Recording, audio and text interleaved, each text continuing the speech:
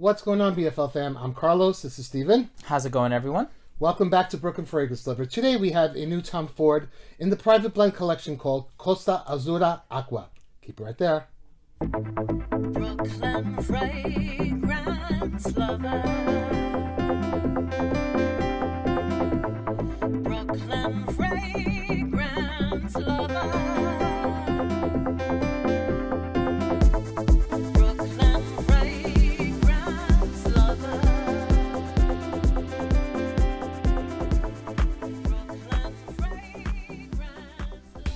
Welcome back. Thanks for tuning in. It always does mean a lot to us.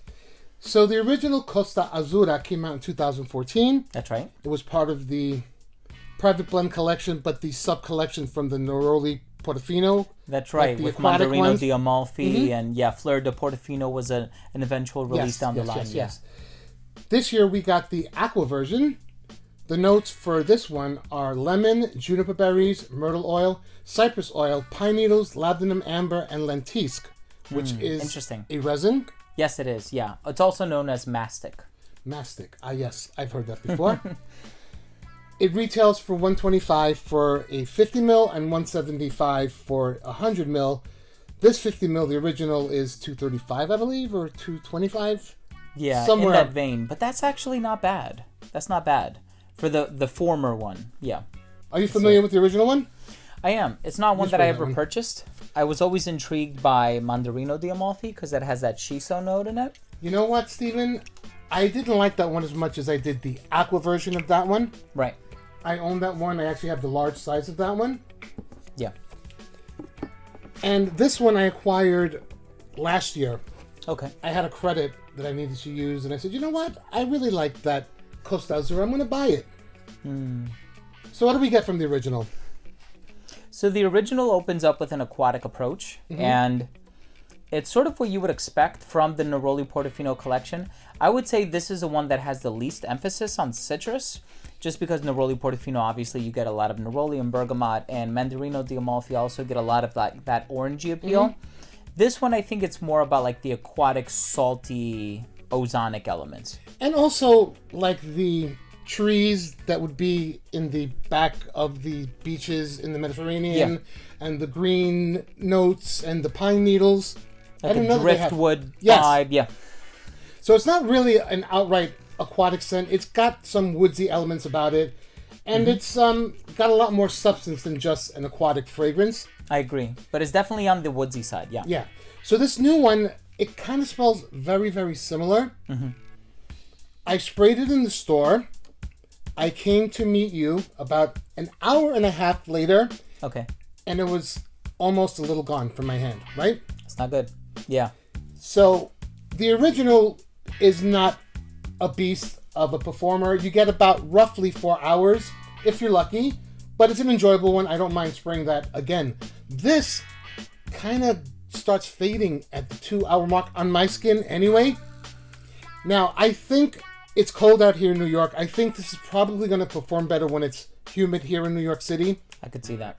So it'll probably wear better in warmer weather than the cold weather. But as of right this minute, it smells very similar to that. The differences are very minute. Maybe this has more of an aquatic feel than the first, but it's not enough of a difference to warrant to have both, I don't think, in my opinion. And of the two, I think the original is the better performer.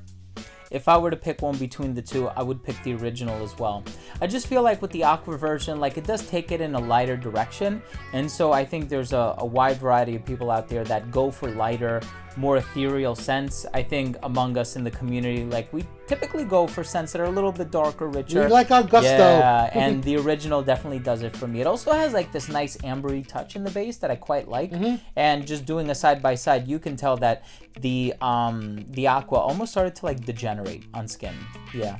Now, we're not saying it smells bad. It just smells like a paler version of the original. That's a good adjective to use, yeah. Pale. It doesn't smell bad. I don't think Tom Ford makes bad fragrances except for anthracite, maybe. Just my opinion, though. But, you know, it's just, it doesn't have the oomph that it should have, especially at that price point. But you're paying less, but you're getting... A lot less, yeah. You're getting less performance. Yeah. And you guys know I love Tom Ford, and Sure. pretty much the ground he walks on and the perfumes that he makes. This one, So do I, yeah. it really wasn't Nessa.